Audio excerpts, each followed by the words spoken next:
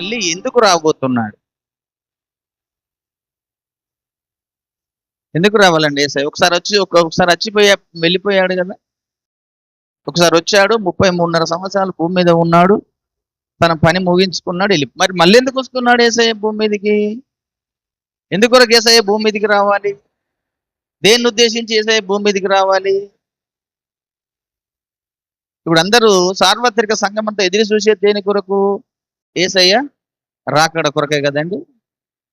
ఎందుకు రావాలి యేసయ్య భూమి మీద అనే కొన్ని విషయాలు ఈరోజు మనం నేర్చుకుందాం.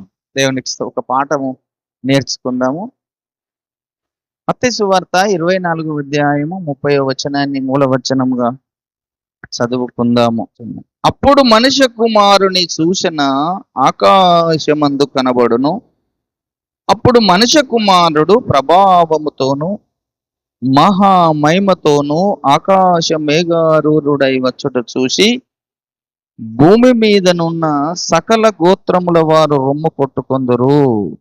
దేవుని యొక్క సంగమా, దేవుని పిల్లలారా, మనం ఉంటున్నటువంటి ఈ యొక్క చివరి గడియల్లో ఉన్నాము, అంత్య దినములలో ఉన్నాము, చివరి కాలంలో మనం నడుస్తున్నాము. కనుక చివరి గడియలు అంత్య దినమని ఎందుకు అంటున్నానంటే, దేవుడు ఈ భూమి మీదకి వచ్చి ఈ భూమిని సృష్టించి ఈ భూమి మీద తన సంకల్పాన్ని, తన చిత్తాన్ని నెరవేర్చుకుంటూ వచ్చిన కాలములు ఎన్నో ఉన్నాయి. కనుకనే పూర్వకాలంలో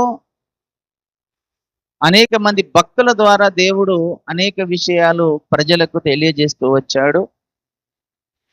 అలాగనే ఆదాము సృష్టించబడ్డ నాటి నుంచి ఆదాముతో దేవుడు మాట్లాడుకుంటూ వచ్చాడు. ఆదాము అనంతరము ఆదాము పాపం చేసి దేవునికి దూరం అయిపోయిన తరువాత నోహాబుతో మాట్లాడుకుంటూ వచ్చాడు. ఒక కాలంలో నోహాబు కాలం అయిపోయిన తర్వాత అబ్రహాముతో మాట్లాడుకుంటూ వచ్చాడు. అబ్రహాము తర్వాత ఇస్సాకు, యాకోబులతో మాట్లాడుకుంటూ వచ్చాడు. తర్వాత అన్నిటికంటే శ్రేష్టంగా మోషేతో మాట్లాడుకుంటూ వచ్చి మోషకు ధర్మశాస్త్రాన్ని ఇచ్చి, ధర్మశాస్త్రంలో ఈ భూమి మీద ఉన్న మానవుడు ఏ పని చేయాలి, ఏ పని చేయకూడదు అనేటువంటి విషయాలను ధర్మశాస్త్రంలో అనేక విషయాలు రాయించి పెట్టాడు.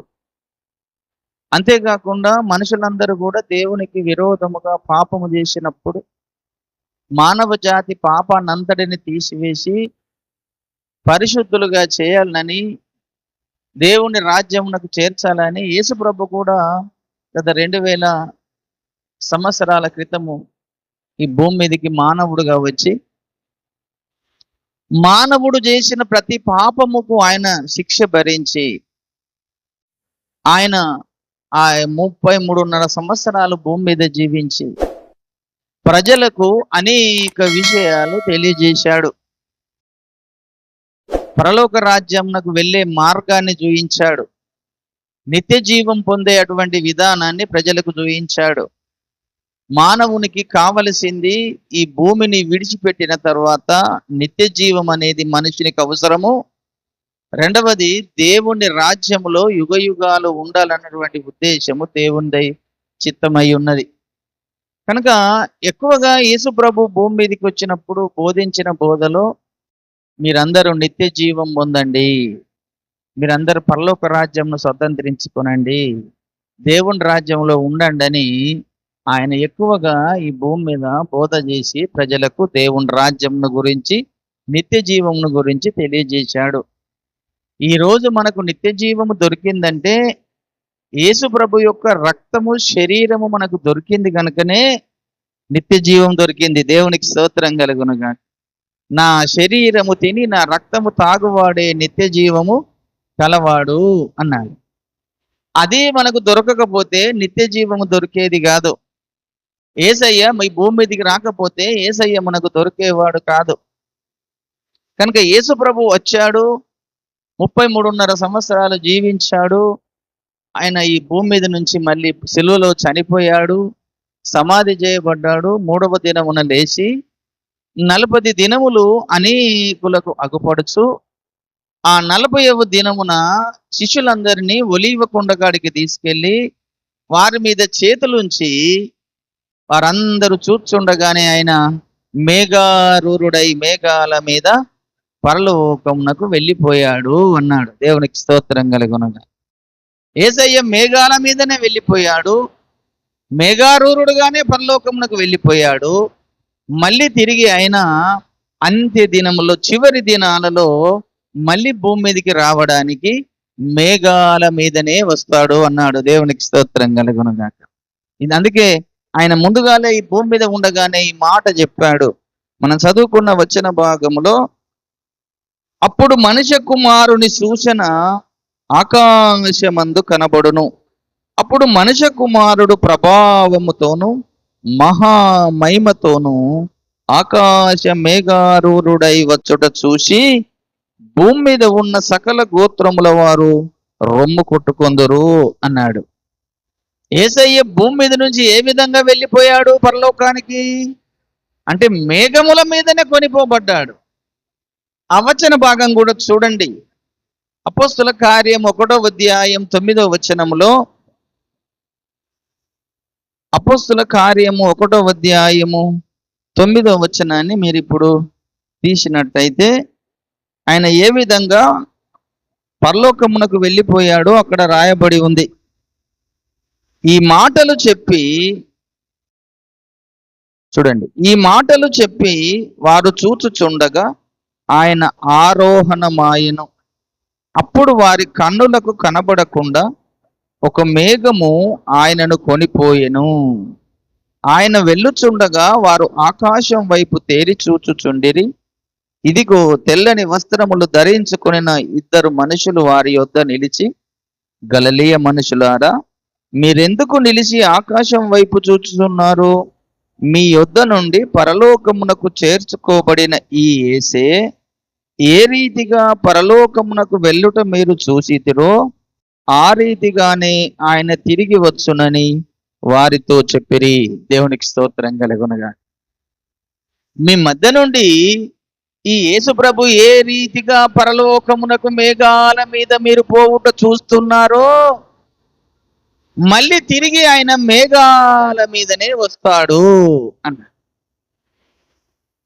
ఎందుకు ఈ మాట పలికాడు అనంటే, నేనే యేసుని అని చెప్పుకునేవారు ఈ భూమి మీద అనేకులు అబద్ధ క్రీస్తులు వస్తారు గనక, ఈ అబద్ధ క్రీస్తులు అనేది భూమి మీద నుంచి వస్తారు కనుక మీరు ఆ మాట వాని నమ్మకండి అని మీరు గుర్తుంచుకోవాలి. అనేక మంది అబద్ధ క్రీస్తులు యేసయ్యకు రాకడ ముందు వస్తారు. వారు ఎక్కడి నుంచి వస్తారు? ఈ భూమి మీద నుంచే వస్తారు. ఆ మాట కూడా మత్తయి సువార్త 24వ అధ్యాయంలో 24వ వచనం ఇప్పుడు మనం చదువుకున్నాం కదా, చూడండి. ఆ మాట కూడా మీ దృష్టిలో పెట్టుకోవడానికి ఆ విషయాన్ని మీకు గుర్తు చేస్తున్నాను. 24 అబద్ధపు క్రీస్తులను అబద్ధపు ప్రవక్తలు వచ్చి సాధ్యమైతే ఏర్పరచబడిన వారిని సైతము మోసపరచుటకై గొప్ప సూచక క్రియలను మహత్కార్యములను కనపరచెదరు అన్నాడు. అబద్ధపు క్రీస్తులు వస్తారు, అబద్ధపు ప్రవక్తలు వస్తారు. ఎక్కడి నుంచి వస్తారు వీరు? ఈ భూమి మీద నుంచే వస్తారు. కనుక యేసయ్య భూమి మీద నుంచి రాడు. యేసయ్య భూమి మీద నుంచి సరాసరి పరలోకములకు వెళ్ళిపోయాడు. మళ్ళీ ఆయన మేఘముల మీద కొనిపోబడ్డాడు. మేఘముల మీదనే మళ్ళీ ఆయన భూమి మీదకి రాబోతున్నాడు. ఆ మేఘముల మీద మేఘారూరుడై వస్తున్న సందర్భంలో ఈ భూమి మీద ఉన్న మానవ జాతి అందరికీ కనబడతాడట. ఆయన ప్రతి గోత్రపు వారు చూస్తారు.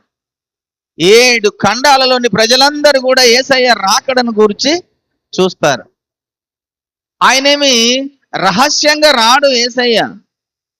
ఆయన అందరూ చూస్తుండగా బహిరంగంగానే వెళ్ళాడు పరలోకమునకు. మళ్ళీ తిరిగి ఆయన బహిరంగంగానే అందరికి కనపడే విధంగానే ఆ మేఘారూరుడై యేసయ్య భూమి మీదకి వస్తాడు. అప్పుడు భూమి మీద ఉన్న సకల గోత్రముల ప్రజలందరూ కూడా చూస్తారు. అసలు ఎందుకు మళ్ళీ రాబోతున్నాడు యేసుప్రభు? ఎందుకోసం రాబోతున్నాడు? ఒకప్పుడు వచ్చాడు, శరీరధారిగా వచ్చాడు, తన పని ముగించుకున్నాడు, వెళ్ళిపోయాడు. మరి ఇప్పుడు ఎందుకు యేసయ్య భూమి మీదకి రాబోతున్నాడు అనేది ఒక 5 విషయాలు చెప్పి ముగిస్తాను కదండి.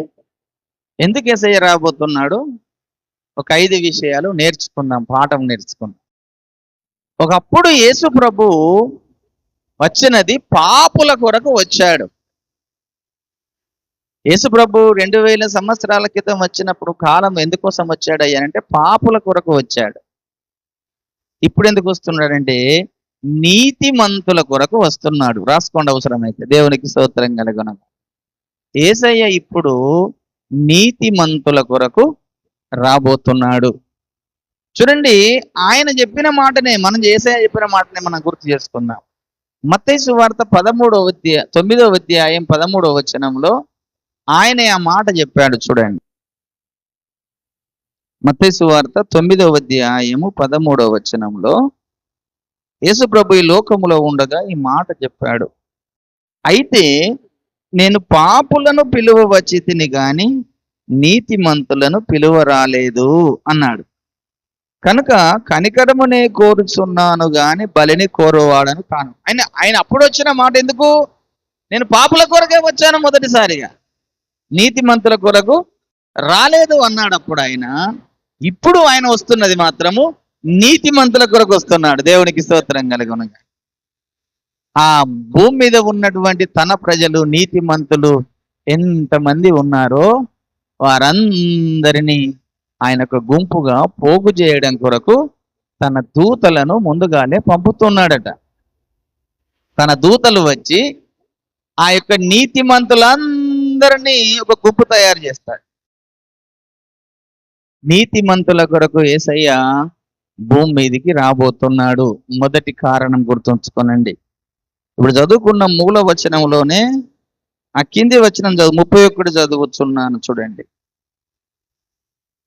మరియు ఆయన గొప్ప బూరతో తన దూతలను పంపును, వారు ఆకాశము యొక్క ఈ చివర నుండి ఆ చివరి వరకు నలుదిక్కుల నుండి ఆయన ఏర్పరచుకొనిన వారిని పోగు చేతురు. దేవునికి స్తోత్రం కలుగునుగా. చూశారండి, దేవుడు ఏర్పరచుకున్న వారందరిని పోగు చేసే బాధ్యత తన దూతలకు అప్పచెప్పాడు. ఎక్కడ? ఈ చివరి నుండి ఆ చివరి వరకు నలుదిక్కులా అన్నాడు. నలుదిక్కులా అని అంటే మనకి ఎన్ని దిక్కులు ఉన్నాయి భూమికి? తూర్పు, పడమర, ఉత్తరము, దక్షిణం అని 4 దిక్కులు ఉన్నాయి. ఈ 4 దిక్కులతో పాటు 7 ఖండాలు ఉన్నాయి. ఈ 7 ఖండాలలో దేవునిని తెలుసుకొని మారు మనసు పొంది పాపక్షమాపణ నిమిత్తం బాప్తిసం పొంది యేసయ్య రక్తంలో కడుక్కొని పరిశుద్ధ జనంగా నీతిమంతులుగా ఎంతమంది తయారయ్యారు, ఆ నీతిమంతులందరినీ ఆయన పోగు చేయడం కొరకు వస్తున్నాడు. దేవునికి స్తోత్రం కలుగునుగాక. కనుక నీతిమంతులందరినీ దూతలు వచ్చి పోగు చేస్తాయి. మొదటి కారణం. రెండవ కారణం ఎందుకు వస్తున్నాడంటే మృతులను సజీవులుగా చేయడం కొరకు వస్తున్నాడు. దేవునికి స్తోత్రం, హల్లెలూయా. తన ప్రజలు అనేక మంది చనిపోయి సమాధుల్లో ఉన్నారు కనుక రేపు ఆయన రాకడలో సమాధులు తెరవబడతాయి. సమాధుల్లో ఉన్న వారు అనేకులు మేలుకొని బయటకు వస్తారు. అందరినీ బ్రతికించడం కొరకు యేసు ప్రభు ఈ లోకానికి వస్తున్నాడు. కనుక సమాధులలో ఉన్నటువంటి వారందరినీ బ్రతికించడం కొరకు యేసయ్య వస్తున్నాడు. దేవుని ఇది రెండవ కారణం, గుర్తుంచుకోనండి. దానికి సంబంధించిన వచన భాగములు చాలా పరిశుద్ధ గ్రంథంలో ఉన్నాయి. చూడండి, దానియేలు గ్రంథం 12:2 మొదట చూద్దాం. దానియేలు గ్రంథము 12వ అధ్యాయము 2వ వచనాన్ని మనం చూసినట్టయితే, అందరు కూడా తీయండి. దానియేలు గ్రంథము 2వ అధ్యాయము 12వ అధ్యాయము 2వ వచనం. మరియు సమాధులలో నిద్రించు అనేకులు మేలుకొనెదరు. కొందరు నిత్య జీవము అనుభవించుటకును, కొందరు నిందల పాలగుటకును, నిత్యముగా ఏయులగుటకును మేలుకొందురు అన్నాడు. సమాధులలో నిద్రించు వారు అనేకులు అంటే అర్థం ఏంటిది? చనిపోయిన వారందరినీ బ్రతికించడం కొరకు యేసయ్య వస్తున్నాడు. ఎవరు బ్రతుకుతారు ఆయన వస్తున్నప్పుడు? ఆయన వారు మాత్రమే బ్రతుకుతారు. మళ్ళీ ఇంకా యేసయ్యను అంగీకరించి చనిపోయిన ప్రతివాడు బ్రతుకుతాడు. మొదటి పునరుత్థానము చెందించడం కొరకు వస్తున్నాడు. ఈ యొక్క పరిశుద్ధ గ్రంథములో 2 రకాల పునరుత్థానాలు ఉన్నాయి. ఒకటేమో నీతిమంతుల పునరుత్థానం ఉన్నది, ఒకటేమో పాపుల పునరుత్థానం ఉన్నది. కనుక నీతిమంతులు ఎవరయ్యానంటే యేసయ్యను అంగీకరించి మారు మనసు పొంది యేసయ్య రక్తములో కడుక్కొని శుద్ధి చేసుకున్న వారు దేవుని పిల్లలదే మొదటి నీతిమంతుల పునరుత్థానం. కనుక నీతిమంతుల పునరుత్థానము జరిగించడం కొరకు యేసయ్య వస్తున్నాడు. మొదటి కొరింథీ పత్రిక 15వ అధ్యాయము తీయండి. కొరింథీలకు రాసిన మొదటి పత్రిక 15వ అధ్యాయము అందరు తీశారండి. 22, 23 వచనం చదువుచున్నాను. ఆదామునందు అందరూ ఎలాగు మృతి పొందిరో అలాగుననే క్రీస్తునందు అందరూ బ్రతికింపబడుదురు. ప్రతి వాడును తన తన వరసలోనే బ్రతికింపబడును. ప్రథమ ఫలము క్రీస్తు, తర్వాత క్రీస్తు వచ్చినప్పుడు ఆయన వారు బ్రతికింపబడుదురు. దేవునికి స్తోత్రం కలుగునగా. క్రీస్తు వచ్చినప్పుడు ఎవరు బ్రతుకుతారట? క్రీస్తుని అంగీకరించి చనిపోయిన వారందరూ కూడా బ్రతుకుతారు. క్రీస్తు వారే కదా ఇప్పుడు మనం ఎవరని చెప్పుకుంటున్నాము? క్రీస్తు వారము. మేము దేవుని ప్రజలము, దేవుని బిడ్డలమని చెప్పుకునే మనమందరం కూడా ఆయన రాకడలో బ్రతికించడం కొరకు వస్తున్నాడు. ప్రకటన గ్రంథము 20వ అధ్యాయము అది కూడా తీయండి. ప్రకటన గ్రంథము 20వ అధ్యాయము 5వ వచనంలో 4-5 చదువుచున్నాను. అంతట సింహాసనములను చూచి తిని వాటి మీద ఆసీనులై ఉండు వారికి విమర్శ చేయుటకు అధికారం ఇయ్యబడెను. మరియు క్రూరమృగమునకైనను దాని ప్రతిమకైనను నమస్కారము చేయక తమ నొసళ్ళ యందు గాని చేతుల యందు గాని ముద్ర వేయించుకొనని వారిని యేసు విషయమై తామిచ్చిన సాక్ష్యము నిమిత్తము దేవుని వాక్యము నిమిత్తము చిరచ్ఛేదనము చేయబడిన వారి ఆత్మలను చూసి తిని వారు బ్రతికిన వారై క్రీస్తు 1000 సంవత్సరములు క్రీస్తుతో కూడా రాజ్యము చేసిరి. ఈ 1000 సంవత్సరములు గడుచు వరకు కడమ మృతులు బ్రతకలేదు. ఇది మొదటి పునరుత్థానము. ఈ మొదటి పునరుత్థానమున పాలుగలవారు ధన్యులను పరిశుద్ధులునై ఉందురు. ఇట్టి వారి మీద రెండవ మరణమునకు అధికారము లేదు. మొదటి పునరుత్థానం ఎవరికి అంటే పరిశుద్ధులకు, నీతిమంతులకు, యేసయ్య పిల్లలకే మొదటి పునరుత్థానము, నీతిమంతుల పునరుత్థానము. మనం బ్రతికి ఉన్న వారము మార్పు చెంది ఆయన ఎదుర్కోబోతాము. సమాధులలో నిద్రించు వారు అనేకులు కూడా మేలుకొని సమాధుల్లో నుంచి సమాధులు తెరవబడి అందరు బయటకు వస్తారు.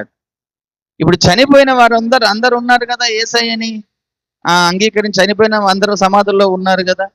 ఆ సమాధులన్నీ కూడా తెరవబడతాయి. దేవునికి స్తోత్రం కలుగునుగాక. సమాధిలో నిద్రించిన వారు అనేకులు మేలుకుంటారట.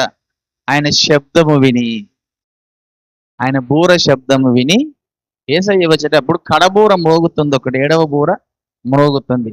ఆ 7వ బూర మోగినప్పుడు సమాధులన్నీ కూడా తెరవబడతాయి. ఈ మన శరీరం ఏదైతే తీసుకెళ్ళి మనం సమాధి చేసిన పెడతామో ఈ యొక్క సమాధి మళ్ళీ తిరిగి సమాధి తెరవబడి అందులో ఉన్న ఈ ఎముకలకు మళ్ళీ దేవుడు కొత్త శరీరాన్ని ఇచ్చి అందరినీ లేపుతాడు. దేవునికి స్తోత్రం కలుగునుగాక. అది మొదటి పునరుత్థానము. ఈ మొదటి పునరుత్థానము జరిగించడం కొరకు యేసు ప్రభు భూమి మీదికి రాబోతున్నాడు. ఇది రెండవ కారణం. మూడవ కారణము, యేసుప్రభు ఎందుకొరకు భూమి మీదకి రాబోతున్నాడనంటే ఈ భూమి మీద ఇంతవరకు మనుషులను పాపములో పడేసి నరకానికి తీసుకెళ్లే వాడొకడు ఉన్నాడు కదా, అపవాది. ఈ అపవాదిని, వాని కుమారుణ్ణి, అబద్ధ ప్రవక్తను పట్టి బంధించడం కొరకు యేసుప్రభు రాబోతున్నాడు. దేవునికి స్తోత్రం కలుగునుగాక. ఎవరెవరిని పట్టి బంధించి రాబోతున్నాడు? అబద్ధ క్రీస్తును, అబద్ధ ప్రవక్తను, అపవాదిని, ముగ్గురిని పట్టి బంధించి అగ్ని గంధకముల గుండములో వేయడం కొరకై యేసుప్రభు భూమి మీదికి రాబోతున్నాడు. ఈ వచన భాగం కూడా చూడండి. ప్రకటన గ్రంథం 19వ అధ్యాయము 20వ వచనము. ప్రకటన 19:20లో ఆ మాట రాయబడ్డది. అప్పుడు ఆ మృగమును దాని ఎదుట సూచక క్రియలు చేసి దాని ముద్రను వేయించుకొనిన వారిని, ఆ మృగపు ప్రతిమకు నమస్కరించిన వారిని మోసపరిచిన ఆ అబద్ధ ప్రవక్తయు పట్టబడి వారిద్దరూ అగ్ని గంధములతో మండు గుండములో ప్రాణంతోనే వేయబడిరి అన్నాడు. ఇక్కడ క్రూర మృగము అనగా అబద్ధ క్రీస్తు,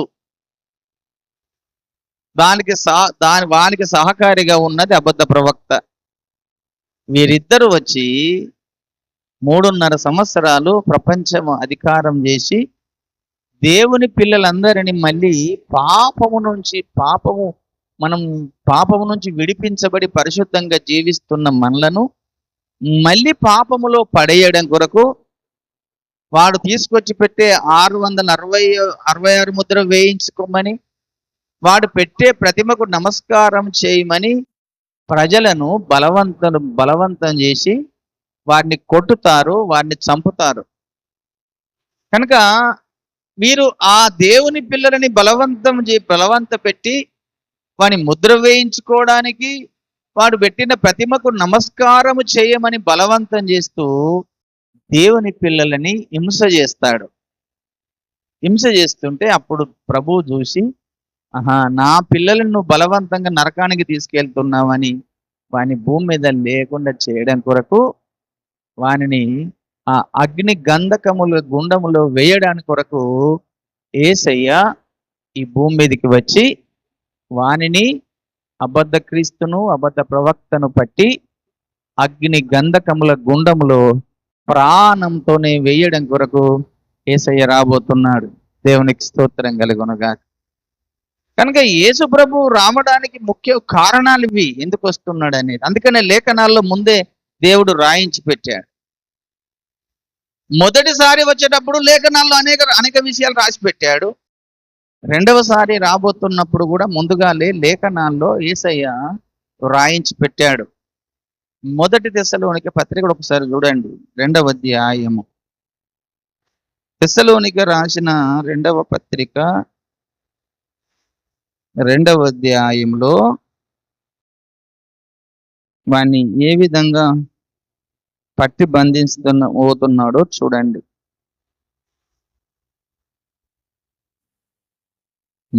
చూశారండి? 10వ వచనం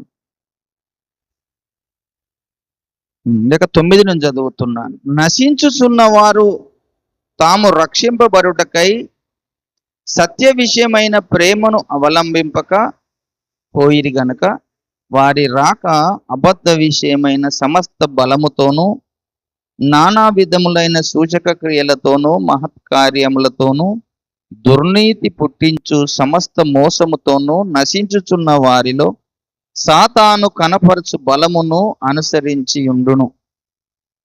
చూశారండి? అంటే మోసముతోనూ సమస్త దుర్నీతితోనూ మోసము చేస్తూ ప్రజలందరినీ ఆ ధర్మ విరోధి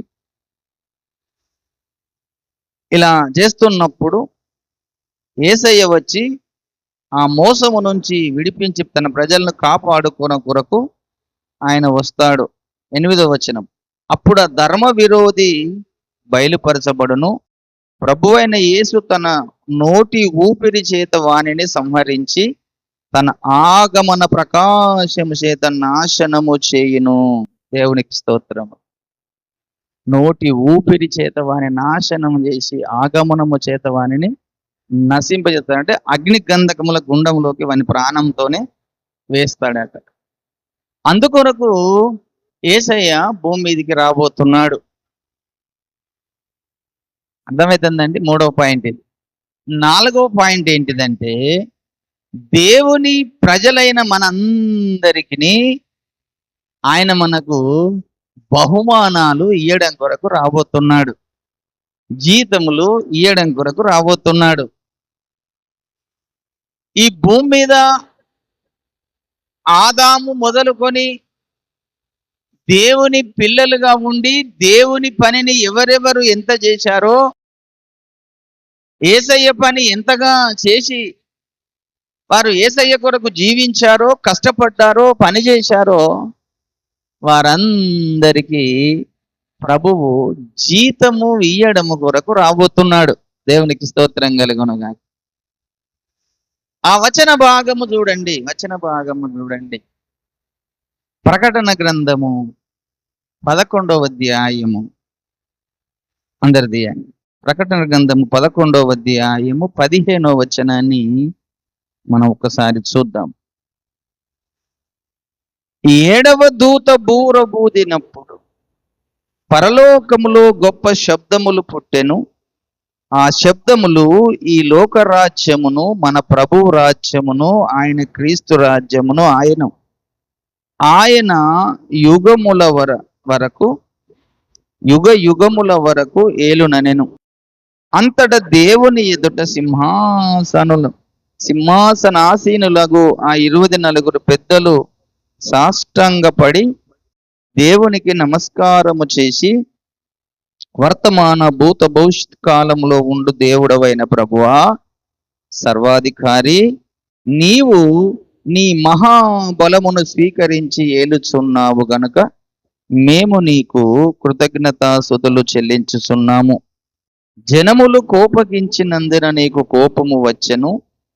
మృతులు తీర్పు పొందుటకును, నీ దాసులకు ప్రవక్తలకును పరిశుద్ధులకును నీ నామమునకు భయపడు వారికి తగిన ఫలమిచ్చుటకును గొప్పవారేమి కొద్దివారేమి భూమిని నశింపజేయు వానిని నశింపజేయుటకు సమయము వచ్చి ఉన్నదని చెప్పిరి.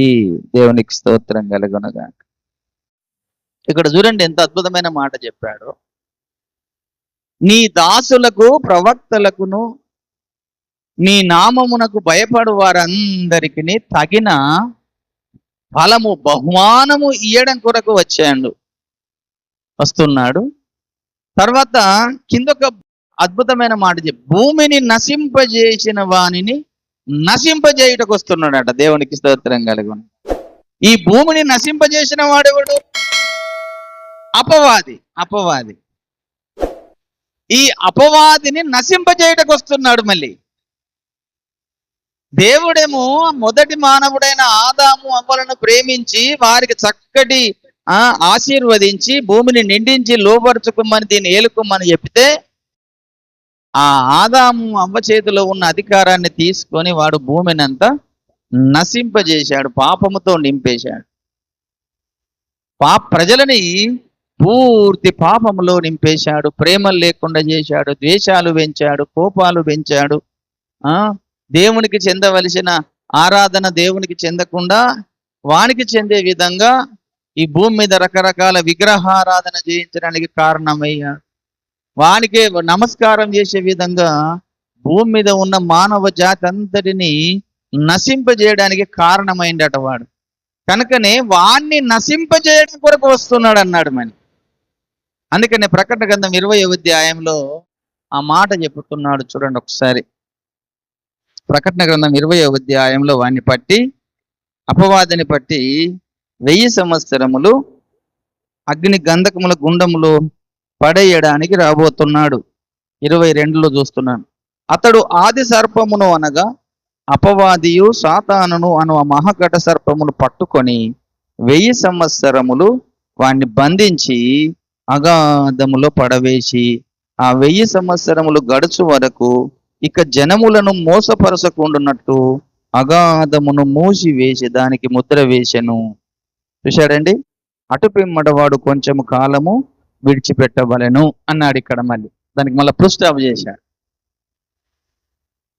జనములను మోసపరచకుండా అగాధములో వేసి వాని 1000 సంవత్సరములు బంధించడం కొరకు వస్తున్నాడు. ఇద్దరినేమో బంధించి అగ్నిగంధకముల కుండములో వేశాడు, అబద్ధ ప్రవక్తను. ఈ అపవాదిని మాత్రము 1000 సంవత్సరముల వరకు అగాధములో పడవేసి వానికి ముద్ర వేసి వాడు జనములను మోసపరచకుండా వాడిని అక్కడ బంధించడం కొరకు యేసు ప్రభు రాబోతున్నాడు. దీంతో పాటు తన ప్రజలైన తన పిల్లలకు, మనకు, తన నామానికి భయపడే వారందరికీ చక్కటి బహుమానాలు తీసుకొని రాబోతున్నాడు. ఆయన దగ్గర జీతం ఉన్నది. యేసయ్య దగ్గర జీతం పట్టుకొని వస్తున్నాడు, తన పిల్లలకు ఇయ్యాలని, తన ప్రజలకు ఇయ్యాలని. అప్పుడు కనబడుతుంది ఆయన దగ్గర మీరు ఎంతెంత జీతం తీసుకుంటారో, మీరు ఎంతెంత జీతము దేవుని దగ్గర తీసుకుంటారో అప్పుడు కనబడుతుంది మీరు జీతం తీసుకుంటప్పుడు. చూడండి, ఆ వచన భాగంలో ప్రకటన గ్రంథం 22వ అధ్యాయంలో 22వ అధ్యాయము 11వ వచనం చదువుతున్నాను. అన్యాయము చేయువాడు ఇంకను అన్యాయమే చేయనిమ్ము, అపవిత్రుడైన వాడు ఇంకను అపవిత్రుడుగానే ఉండనిమ్ము, నీతిమంతుడు నీతిమంతుడుగానే ఉండనిమ్ము, పరిశుద్ధుడు పరిశుద్ధుడుగానే ఉండనిమ్ము. ఇదిగో త్వరగా వచ్చుచున్నాను, వాని వాని క్రియల చొప్పున ప్రతివానికిచ్చుటకు నేను సిద్ధపరిచిన జీతము నా యొద్ద ఉన్నది. దేవునికి స్తోత్రం కలుగునుగా. యేసయ్య ప్రతి ఒక్కరికి జీతం ఇయ్యడం కొరకు రాబోతున్నాడు. తన ప్రజలకు కష్టపడి ఈ భూమి మీద దేవుని కొరకు ఎంత పని చేశారో, ఎవరెవరు ఎన్ని ఆత్మలు కన్నారో, ఎవరెవరు ప్రార్థనలు చేశారో, ఎవరెవరు ఎంతమందికి సువార్త చేశారో, దేవుని మందిరంలో ఏం పనులు చేశారో, దేవుని సన్నిధిలో ఎన్ని రకాల పనులు చేశారో అది అట్టిగా పోదండి. ఈ మందిరంలో కొందరు ఊడుస్తున్నారు కదండి, వారికి జీతం పట్టుకొని వస్తున్నాడు. కొంతమంది ఈ పని చేస్తున్నారు, వారికి జీతం ఉన్నది. కొంతమంది సువార్త చేస్తున్నారు, వారికి జీతం ఉన్నది. కొంతమంది ప్రార్థన పనులు ఉన్నారు, వారికి జీతం ఉన్నది. కొంతమంది ఎవరెవరు ఏ పని చేస్తున్నారో, భోజనాలు అండి పెడుతున్నారు, వారికి జీతం ఉన్నది. అట్టిగా దేవుడు జీతం ఇయ్యడండి.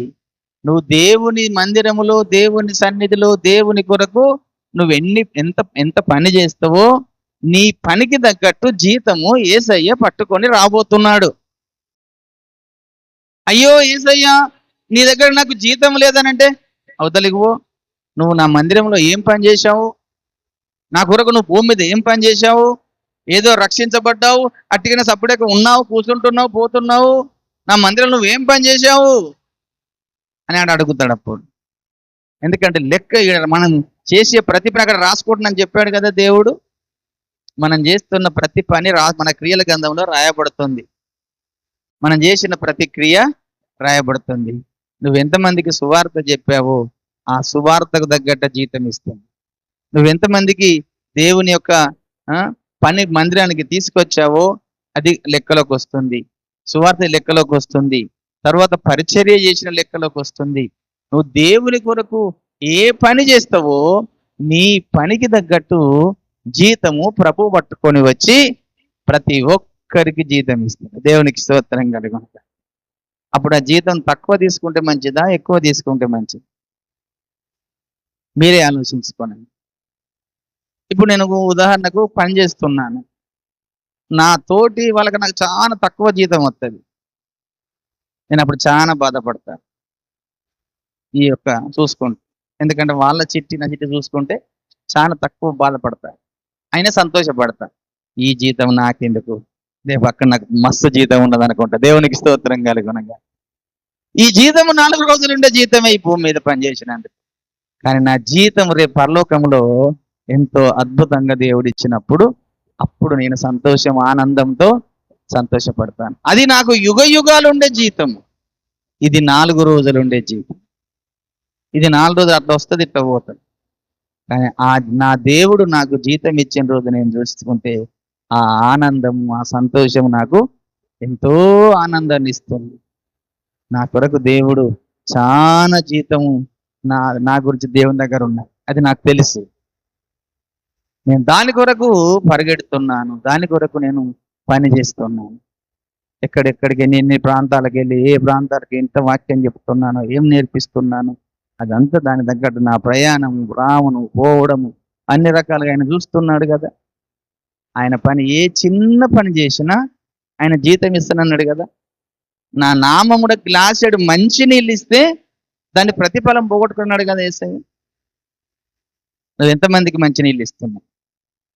నువ్వు ఎంతమందికి భోజనం పెడుతున్నావు? ఒకసారి ఆలోచన. దానికి కూడా జీతం వస్తుంది, నీకు ఉత్తగా రాదు. నువ్వు పెట్టిన ప్రతి వ్యక్తికి వస్త్రం ఇచ్చినా దాని ప్రకారం జీతం, నీళ్ళు ఇచ్చినా దాని ప్రకారం జీతం, ఆహారం పెట్టినా దాని ప్రకారం. ఎందుకంటే నా అల్పులైన నా దాసులకు చేస్తే నాకు చేసినట్టే అన్నాడు కదా. నువ్వు ఎవరెవరికి ఏమి చేస్తావో నువ్వు చేసిన నీ పనిని బట్టి రేపు దేవుడు నీ కొరకు మంచి జీతాన్ని పట్టుకొని నీకు ఇయ్యడానికి రాబోతున్నాడు. ఆ జీతం మనము ఆయన ఎదుర్కోవడం కొరకు ఆకాశ మండలముల మీదకి పోయినప్పుడు ఆ పరదేశులు మనందరికి జీతాలు పంచి ఇస్తాడు. దేవునికి స్తోత్రం కలుగునుగాక. అధికారాలు ఇస్తాడు.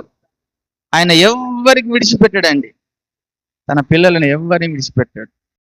కానీ నువ్వు పరలోకంలో దరిద్రుడుగా ఉంటే మాత్రం నువ్వు యుగ యుగాలు ఆ దరిద్రతనే అనుభవించాలి.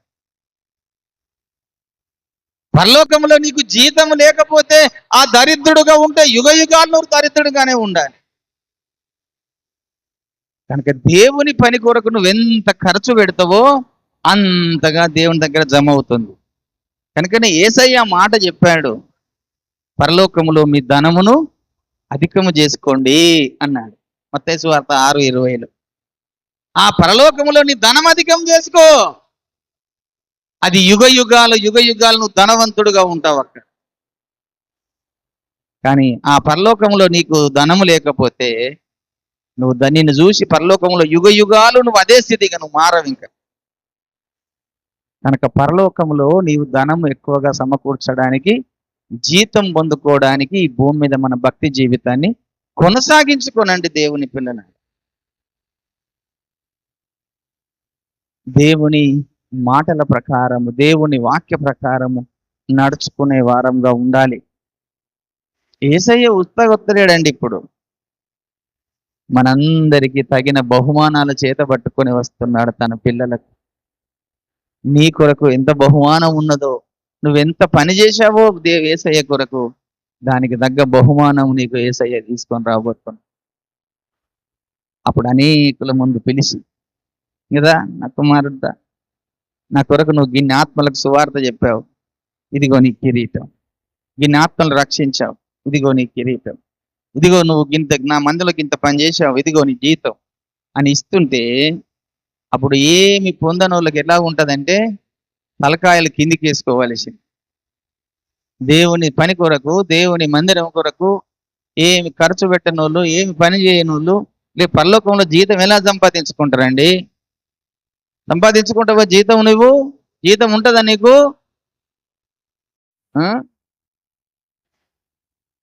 దాసునికి, సేవకునికి, గ్లాసుడు మంచినీళ్ళు ఇయ్యని వాళ్ళకి ఏం జీతం ఉంటుంది పరలోకం? ఇంత భోజనం పెట్టిన వాళ్ళకి ఏం జీతం ఉంటుంది పరలోకం? ఉంటుందా అండి? నా దాసుడు అని చెప్పి నా దాసుడిని చేర్చుకొని గ్లాసుడు మంచినీళ్ళు ఇస్తే దాని ప్రతిఫలం పోగొట్టుకోడు అని ఎవరైనా చేశారా మీరు అట్లా ఎప్పుడన్నా? మీకు పరలోకంలో ఏం బహుమానం ఉంటుంది, ఏం జీతం ఉంటుంది? ఆలోచన చేయండి. నేను వాక్యం యేసయ్య చెప్పిన మాట్లాడు చూడండి. మత్తయి సువార్త 10వ అధ్యాయంలో మాట చెప్తాడు. మత్తయి సువార్త 10వ అధ్యాయంలో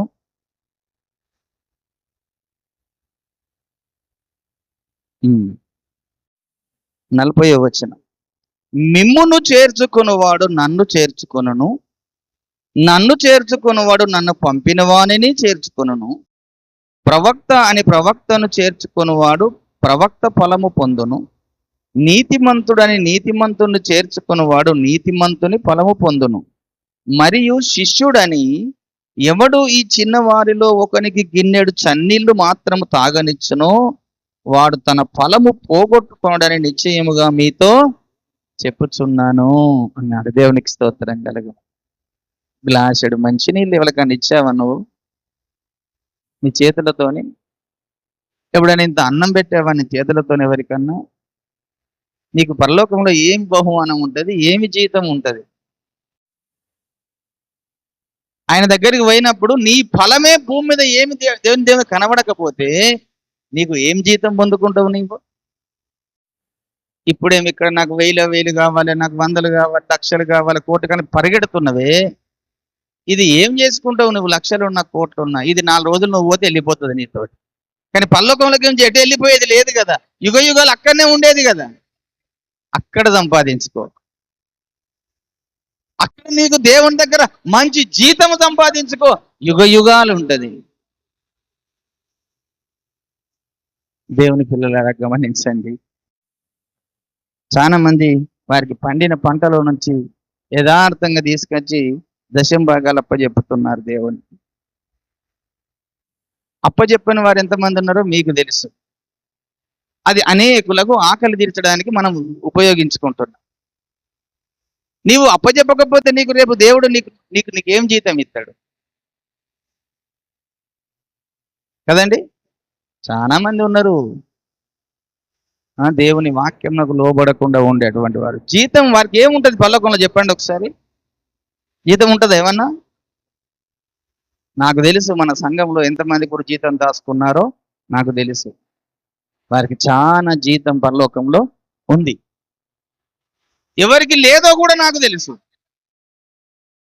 ఎవరికి లేదో కూడా నాకు తెలుసు. అప్పుడు రేపు ప్రభు దగ్గర అందరి ముందు తలదించుకొని సిగ్గుపడతారు. ఆ సిగ్గుపడచి తెచ్చుకోకండి దయచేసి.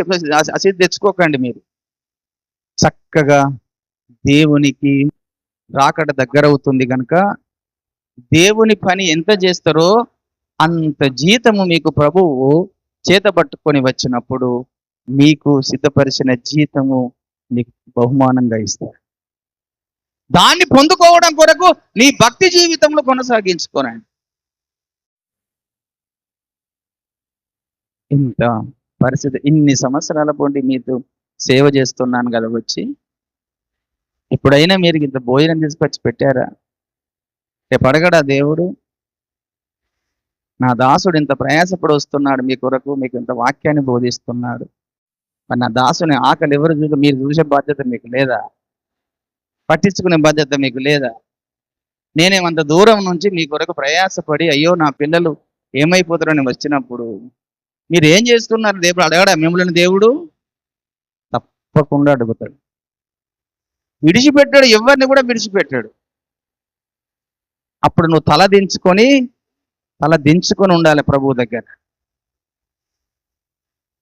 కనుక దేవుని పిల్లలారా, దేవుని సంగమా, యేసయ్య రేపు రాబోతుండేది నీకు జీతం పట్టుకొని రాబోతున్నాడు. నువ్వు చేసిన ప్రతి పనికి రేపు జీతము ప్రభు దగ్గర ఉంది.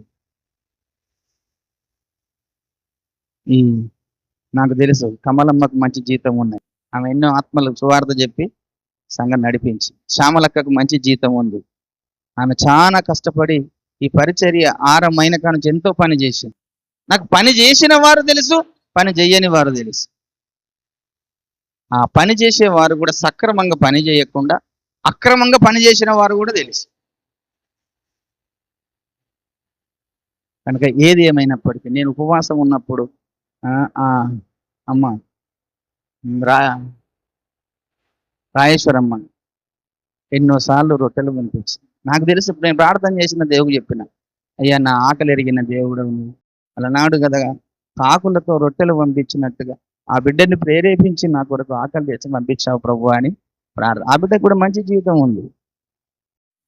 నాకు తెలుసు ఎవరెవరు నాకు ఏం చేశారో తెలుసు. అదంతా కూడా దేవుడు ఎక్కడో రాసుకున్నారు.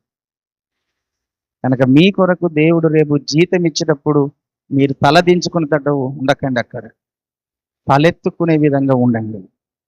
జీతం బహుమానం సంపాదించుకునే విధంగా ఉండండి. ఆ జీతము మీరు పొందుకుంటే అది యుగయుగాలు, దేవుని రాజ్యంలో మనం యుగయుగాలు ఉంటాం కనుక ఆ యుగయుగాలు మీకుతో పాటు ఆ జీతం ఉంటుంది. దాని కొరకు మీరు సిద్ధపడగలరు. ఇది 4వ కారణం. 5వ కారణం చెబుతున్నాను. యేసయ్య ఎందుకు భూమి మీదకి రాబోతున్నాడు? ఈ భూమి మీద 1000 ఏళ్ల పరిపాలన జరిగించడం కొరకు రాబోతున్నాడు. దేవునికి స్తోత్రం కలుగు. 1000 ఏళ్ల నీతి పరిపాలన జరిగించడం కొరకు రాబోతున్నాడు. ఆయన పరిపాలనలో అన్యాయాలు ఉండయి. ఆయన పరిపాలనలో అక్రమాలు ఉండయి. ఆయన పరిపాలనలో మోసాలు ఉండయి. ఇప్పుడు ఉన్నట్టుగా అన్యాయాలు, అక్రమాలు, మోసాలు, లంచాలు, దగలు ఇలా జరుగుతుంది ఇప్పుడు ప్రభుత్వం పరిపాలన విధానం. కానీ రేపు యేసయ్య పరిపాలనలో ఇవన్నీ ఏది కూడా ఉంటాయి. ఆయన పరిపాలనే నీతి ఆయన దేవుడు గనక దేవుని పరిపాలన నీతి పరిపాలన, దేవుని పరిపాలన న్యాయ పరిపాలన, దేవుని పరిపాలన యథార్థమైన పరిపాలన, దేవుని పరిపాలన పరిశుద్ధమైన పరిపాలన. అందులో అన్యాయాలు ఉండయి, అక్రమాలు ఉండయి, మోసాలు ఉండయి, దగలు ఉండయి, ఏది ఉండదు. ఆ పరిపాలన 1000 ఏళ్ల పరిపాలన.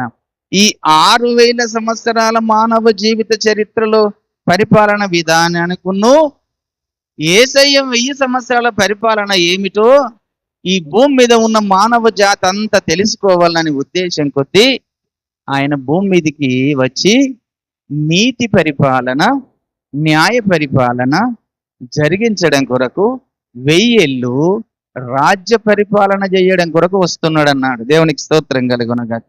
చూడండి వచన భాగం, ప్రకటన గ్రంథం 21వ అధ్యాయము 20వ అధ్యాయము 20వ అధ్యాయము 5వ వచనం.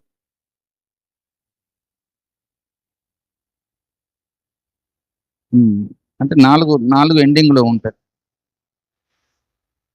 యేసు విషయమై తామిచ్చిన సాక్ష్యము నిమిత్తము దేవుని వాక్యము నిమిత్తము చిరఛేదనము చేయబడిన వారి ఆత్మలను చూసి తిని వారు బ్రతికిన వారై క్రీస్తుతో కూడా రాజ్యము చేసిరి.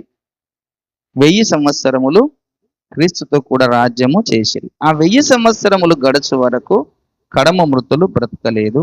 ఇదియే మొదటి పునరుత్థానము.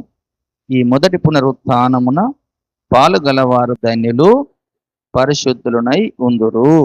ఇటు వారి మీద రెండవ మరణమునకు అధికారము లేదు. దేవునికిని క్రీస్తుకును యాజకులై క్రీస్తుతో కూడా 1000 సంవత్సరములు రాజ్యము చేతురు. దేవునికి స్తోత్రం కలుగునుగా. క్రీస్తుతో కూడా 1000 సంవత్సరములు రాజ్య పరిపాలన ఈ భూమి మీద మనము జరిగిస్తాం. దేవునికి స్తోత్రం కలుగునుగాక. అప్పుడు రాజ్యం ఎవరిది? దేవుని బిడ్డలది. దేవుడు ఎక్కడ ఉంటాడు?